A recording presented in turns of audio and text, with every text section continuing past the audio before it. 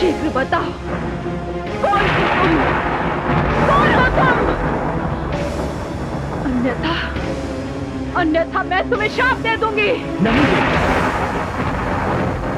ऐसा अनर्थ कीजिए।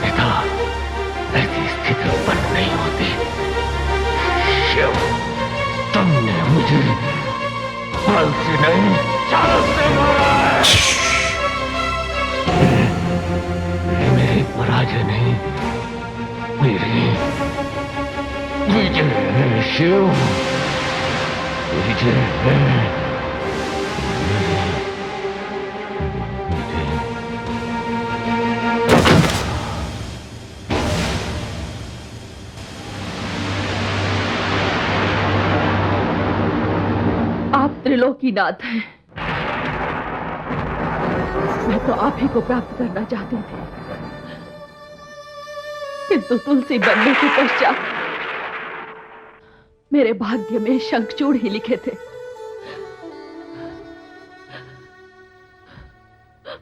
मैं प्रथम बार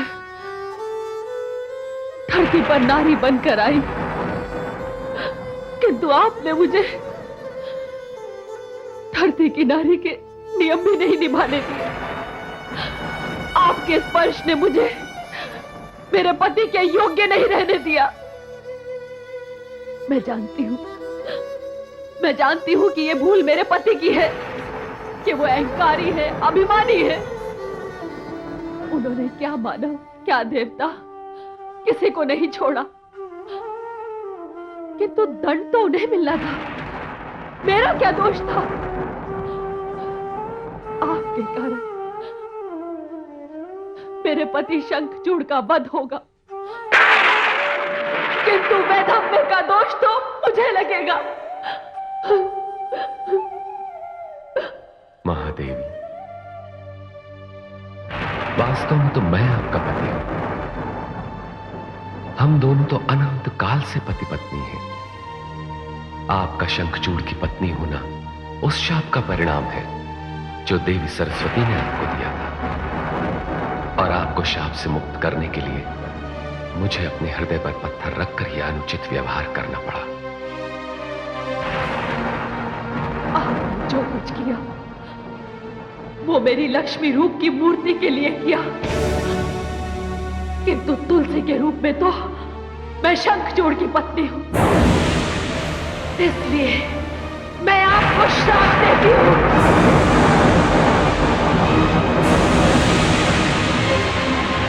कि आप पाषाण बन जाएंगे।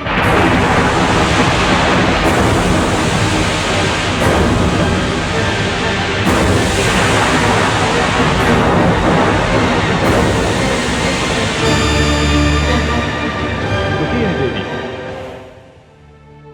रुकिए। यदि विष्णु पाषाण हो गए तो संसार का पालन पोषण कौन करेगा? नहीं देवी, ऐसा अनर्थ ना कीजिए।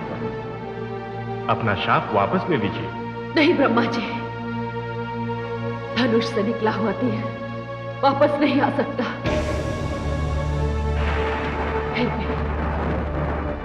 फिर भी मैं केवल इतना कर सकती हूं कि कल्याणकारी विष्णु का एक रूप पत्थर का ही होगा, और वो होगा उनका शालिग्राम रूप, संसार जिसकी पूजा करेगा।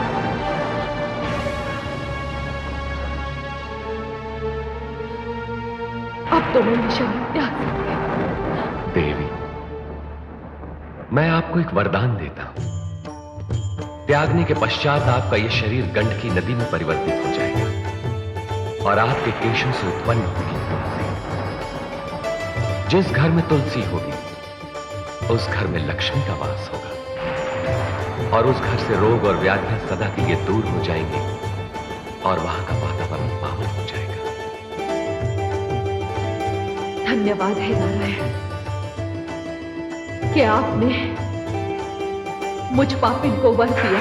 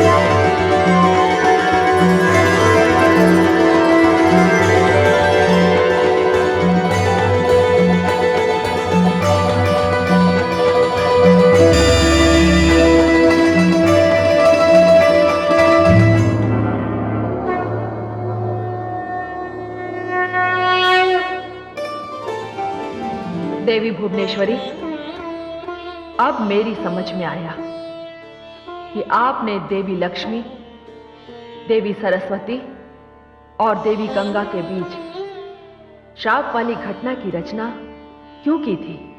हे महाकाली, देवी लक्ष्मी को धरती पर भेजने के दो मुख्य उद्देश्य थे। पहला उद्देश्य तो यह था कि उन्हें पति पत्नी के संबंधों की पवित्रता, मर्यादा तथा गरिमा स्थापित करनी थी। संसार के सामने एक आदर्श उदाहरण प्रस्तुत करना था, ऐसा उदाहरण जिसे नारियां जीवन में उतारकर धन्य हो जाए। आपने देखा किस प्रकार तुलसी ने, जो स्वयं लक्ष्मी का अवतार थी, भगवान विष्णु को उनके दुर्व्यवहार के लिए श्राप दिया और उसी दुर्व्यवहार के कारण उस देह का भी त्याग कर दिया। जो शंखचूड़ की पत्नी बन चुका था। हाँ हाँ है आदिशक्ति, मैंने देखा। और दूसरा उद्देश्य भी कम महत्वपूर्ण नहीं है। ऊंचे आसन पर आसीन व्यक्तियों को भी जनसाधारण के बीच जाना चाहिए। अवतार का उद्देश्य समाज को ऊपर उठाना है। साधारण लोग भी महान व्यक्तियों के आचरण से प्रेरणा पाते हैं। जन कल्याण करने का यही मार्ग है। देवी लक्ष्मी ने धरती पर जैसा आचरण प्रस्तुत किया, उसकी जितनी भी प्रशंसा की जाए कम है। अब देवी लक्ष्मी के विष्णुलोक वापस आने का दृश्य भी देखिए।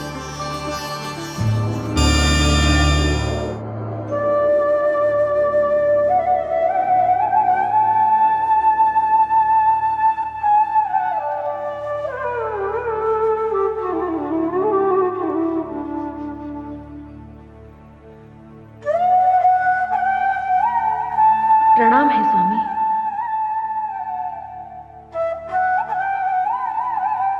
आइए महादेवी आइए,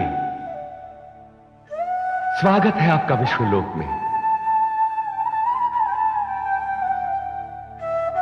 आपके बिना तो विष्णुलोक बिल्कुल वैसे ही था, जैसे ज्योति के बिना दीपक, फल के बिना वृक्ष, जल के बिना नदी। आपके आगमन से विष्णुलोक के सूनेपन में उत्सव का वातावरण उत्पन्न हो गया है। स्वामी, आपका हृदय बड़ा विशाल है, बड़े ही कृपालु हैं आप। किंतु मुझे क्षमा करें, मैंने तुलसी रूप में आपको पाषाण बनने का श्राप दे दिया। महादेवी, वो शाप आपने अकारण तो नहीं दिया था। मैंने शंखचूड़ बनकर तुलसी रूप में आपके शरीर को स्पर्श किया था, जिससे आपके सतीत्व पर आंच आई।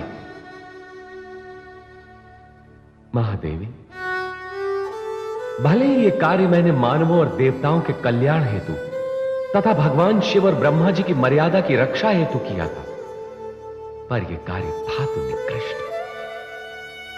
आपने तो मुझे शाप देकर यह सिद्ध कर दिया कि ईश्वरत्व भी ईश्वरीय नियमों से मुक्त नहीं है। हे महादेवी, यह आपके शाप का ही परिणाम है कि मेरा शालिग्राम रूप पृथ्वी पर सदा के लिए बना रहेगा और घर घर में उसकी पूजा होगी। स्वामी, आपने मेरे श्राप को भी वरदान बना दिया। मैं धन्य हो गई स्वामी। हे नारायण, हे वासुदेव, मेरी मुक्ति तो हो गई, किंतु मुझे खेद है कि देवी सरस्वती अब भी धरती पर हैं। हां देवी, यह अत्यंत खेद की बात है। दो महाशक्तियों को अपनी शक्ति को विवाद का कारण नहीं बनाना चाहिए। श्रेष्ठता के इस युद्ध में कोई भी एक दूसरे से श्रेष्ठ नहीं है।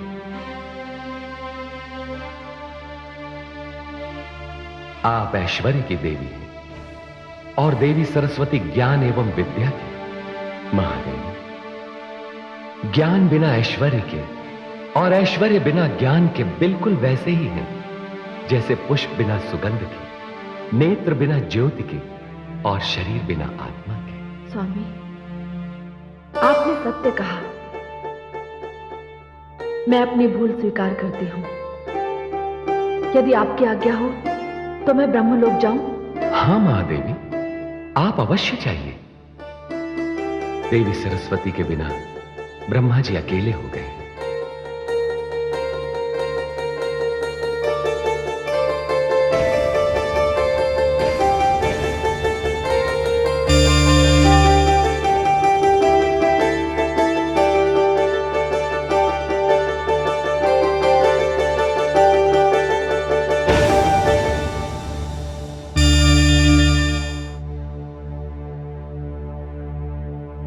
प्रणाम है भाग्य विधाता।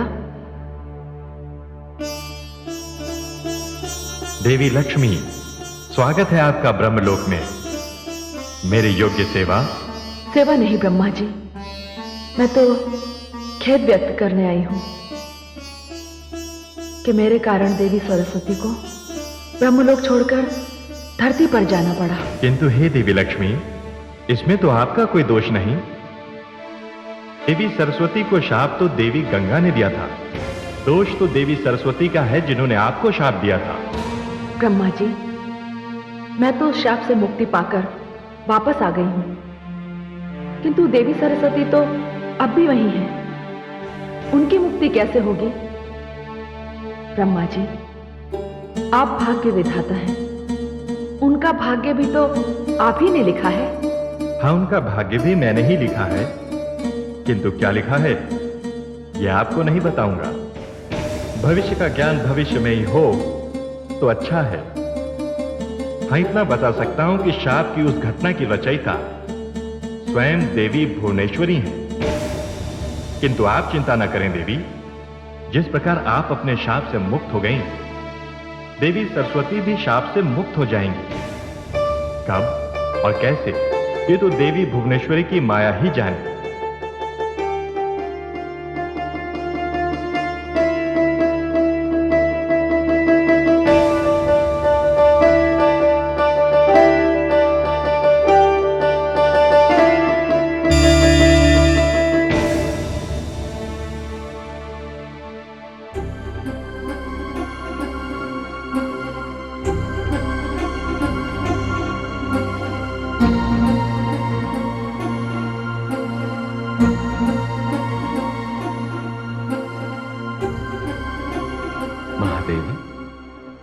स्वामी, आप तो ब्रह्मलोक गई थी, क्या बात है?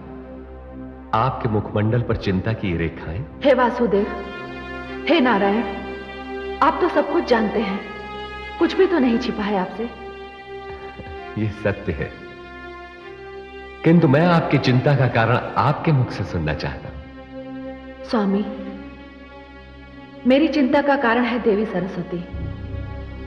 मैं तो उनके शाप से मुक्त हो गई, किंतु वे अभी भी धरती पर नदी रूप में बह रही हैं, और ब्रह्मा जी कहते हैं उनकी भी मुक्ति होगी, किंतु कब और कैसे वे ये नहीं बता सकते।